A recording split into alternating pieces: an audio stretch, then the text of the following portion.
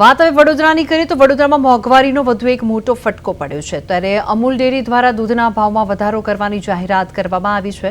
ત્યારે આ નવા ભાવ આજથી જ અમલી બની ગયા છે, જેના કારણે ગૃહિણીઓ અને સામાન્ય પરિવારોના માસિક બજેટ પર માઠી અસર થવાની સંભાવના છે।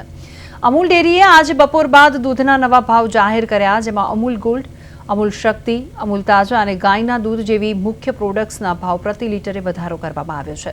વડોદરાના બજારોમાં નવા ભાવની યાદી આવતા જ દૂધ વિક્રેતાઓ અને ગ્રાહકો વચ્ચે ચર્ચાઓ શરૂ થઈ ગઈ છે।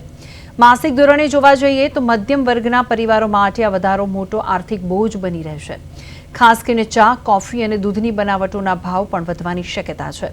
દૂધના ભાવમાં અવારનવાર થતા વધારાને લઈને સામાન્ય જનતામાં રોષ પણ જોવા મળી રહ્યો છે।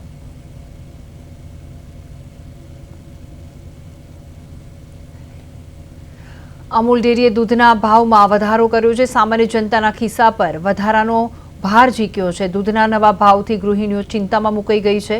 વિક્રેતાઓને ત્યાં ગરાકી પર ઓછી અસર જોવા મળી રહી છે, વધારે અસર જોવા મળી રહી છે। ગાયના દૂધના ભાવમાં પણ વધારો કરવામાં આવ્યો છે।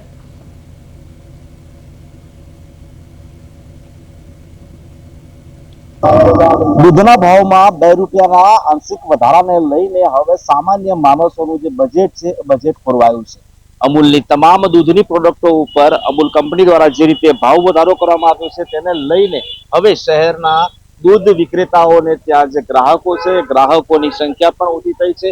ખાસ કરીને ઉનાળાના સમયની અંદર આ પ્રકારે ભાવ વધારો જે છે એ ભાવ વધારો ખૂબ અસહ્ય બન્યો છે। ત્યારે આપ જુઓ પાર્લર ઉપર લોકો જે છે એ દૂધની ખરીદી ઓછી અને અન્ય સામગ્રી ખરીદવા માટે આવી રહ્યા છે। હું આપણી સાથે વાત કરવા માંગીશ, જે રીતે દૂધના ભાવમાં વધારો થયો છે, શું કહીશો? આ ભાવ વધારો કેટલો યોગ્ય? મોંઘવારી પ્રમાણે બરાબર છે।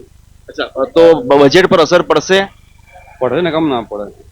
કેટલો વપરાશ છે દૂધનો દરરોજ? તો જેવું ગાડી આવે છે એવું દૂધ પતી બી જાય છે। અને આપના ઘરે કેટલો વપરાશ થાય છે? 2 થેલી મિનિમમ। તો આ જે 2 રૂપિયા છે એટલે દિવસના 4 રૂપિયાનો વધારો આપણને હવે ભોગવવાનો વારો આવ્યો છે। એ યોગ્ય નથી, બરાબર નથી। ચોક્કસથી ભાવ વધારો જે છે ભાવ વધારો અયોગ્ય નથી। ખાસ કરીને આપ દ્રશ્યમાં જુઓ છો એ પ્રમાણે જે પાર્લર પર એક નિયમિત જે વેચાણ થાય છે એ વેચાણ જે છે વેચાણમાં પણ ક્યાંક ને ક્યાંક ઘટાડો થયો છે।